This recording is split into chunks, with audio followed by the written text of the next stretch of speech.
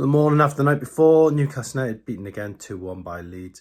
We're going to be going through a few of your tweets that you sent me in the last 24 hours, just to get a feel on how everybody is analysing the game from last night. One of the first questions I've had is from a piece that I'd done, which it was the notes piece where we've said, Newcastle in the worst form since 2015.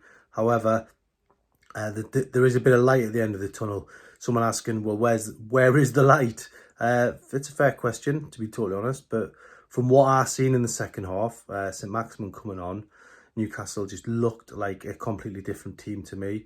It was all Newcastle for the last sort of 10-15 minutes as well, and really it was just unfortunate that they didn't get that equaliser. I think a point would have been deserved. I wouldn't have begrudged them that. Yes, it is another defeat. Can't argue with that. Newcastle's still in horrendous form. Steve Bruce still didn't find the complete answers in terms of getting a result, but I think St Maximin coming on, Ryan Fraser back to fitness, Newcastle looking much more creative. They had 22 goal attempts. I'm hoping that can be the platform to carry them through the next game. The other thing is Graham Jones as well starts work. He comes in on the training field, fresh voice, bubbly character. I think the players will like him. Hopefully he can help turn the tide for Newcastle, but they need to be quick. They've only got 18 games to go. Yeah, had a few tweets about the player ratings. As always, everyone likes to have a bit of a debate about who was man of the match. A lot of people saying Fabian Schär, which is a completely reasonable shout. For me, though, given his impact, St Maximin, even in 26 minutes, did more than a lot of Newcastle players have done in the last almost 6 weeks. He really helped, turn the tide. As I say, he is the player who the players are, jokingly calling the saviour behind the scenes. I do think, when you get him on the ball, it is a different matter. The one incident that almost clinched it for me was when St Maximin made that 30-yard run, got into the box, and then, shaped to shoot, laid it off to Jamal Lewis.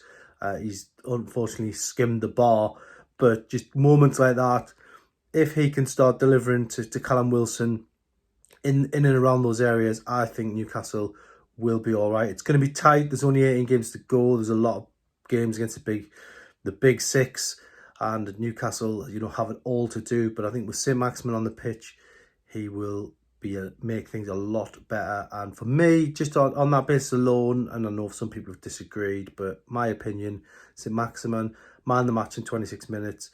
Really, Newcastle players should be looking at themselves thinking, if he can do that in that amount of time, we surely, need to up our game. And for me, St Maximin, man of the match. Yeah, a lot's been made about Steve Bruce press conference before the game. Didn't take any questions from the written media. People saying, have you softened the stance? No, of course not. That's absolutely ridiculous. Steve Bruce last night did answer a few questions in his press conference. Of course, journalists are going to ask the tough questions, if you like. There's been a lot of heated press conferences in the build-up to what happened on Monday, and the journalists have been told they're not going to get questions in that particular segment.